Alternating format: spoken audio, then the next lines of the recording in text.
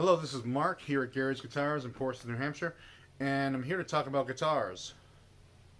But I'm here to talk about um, country manufacture, and this should be a three-part video probably because there's a lot of information here. I'm gonna try and just spit out as much as I can as quickly as possible, make it as concise as possible. But there are a lot of factors that get into this.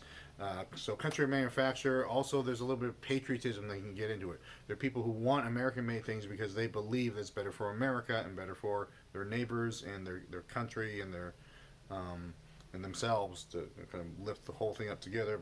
And this is something that really came in the late 20th century. This became a notion. It's less of a notion now, but because there's so much globalized in manufacturing that even there's parts made in one place, and and it turns out manufacturing isn't where the money is made anymore. It's in marketing and development and selling the thing. And I think famously the example of the iPhone, it costs about $60 to make, and they sell it for 700. What's the actual thing that is being made in the factory is not the value. It is in the design. It's in the marketing. So in guitars, and especially these legacy brands, which we still cling to heavily in the guitar world, Fender, Gibson, Martin, Taylor is not quite legacy, but they're a big manufacturer.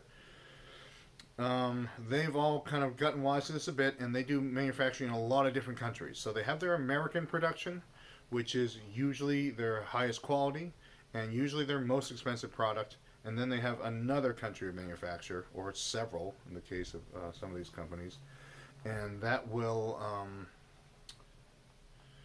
And there's a lot of things that determine the quality versus cost. There's a scale of like, well, it's going to cost more if you want to make the thing better. But it's not like a direct relationship either, because there's a lot of great low cost gear now. Everyone marvels at it. I do myself. For $150 or $200, you can buy a guitar that's perfectly fine. You could play it for the rest of your life. There's no obstacle, and that wasn't always the case, because I mean it's very cheap. If you can take a couple of days' wages and buy an incredible guitar. That didn't happen when I was 15. I saved up for months to buy a guitar. So let's get back to American manufacturing. Second step I would talk about is North American manufacturing. That would be the U.S., Canada, and Mexico. Because we're on a continent together, we're all nearby each other, and we have similar economies. And so this brings into mind, of course, first of all, Fender's Mexican factory, which makes a lot of their guitars. And there used to be more of a quality difference between the American and Mexican factory quality, but they've brought up the quality. They've actually literally dialed up the quality in the Mexican factory because I think they kind of held back on some features on the Mexican made guitars so they could differentiate and make the American made guitars,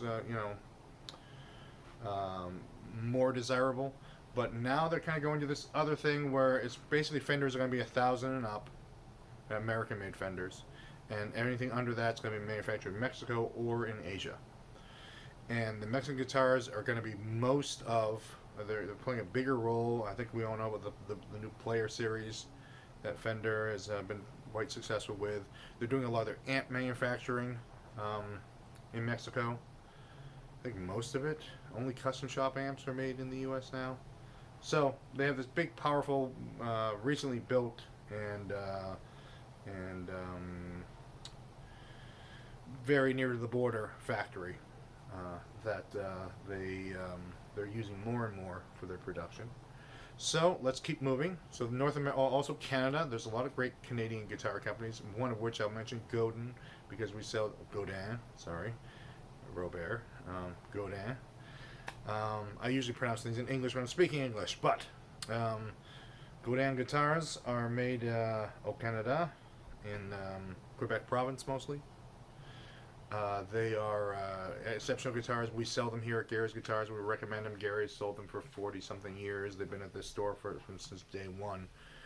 Made in Canada, nearby to us here in New England, and very good quality and workmanship. So that we have our North American family of manufacturer. Now let's go to Asia. The outstanding country for manufacturing in Asia is Japan, and it has been for some time now. Once they became an industrialized economy, they figured out how to do it well. They make they make great cars. They bested the American car manufacturers. They bested the American hi-fi manufacturers and electronics manufacturers for some time. Then, because of economic reasons, production in Japan got more expensive, and Japan themselves started sourcing stuff in other parts of Asia. And this is true to this day. Just like we were sourcing Japan for cheaply made things in the 50s, 60s, and 70s.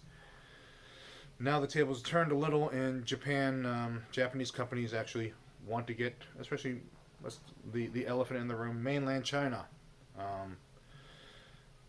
They want to get things manufactured there and bring them to Japan, and either to assemble parts or whatever, but using importation in order to keep costs down, which is what we do here in the United States. So let's go to the rest of Asia. Mainland China is the elephant in the room.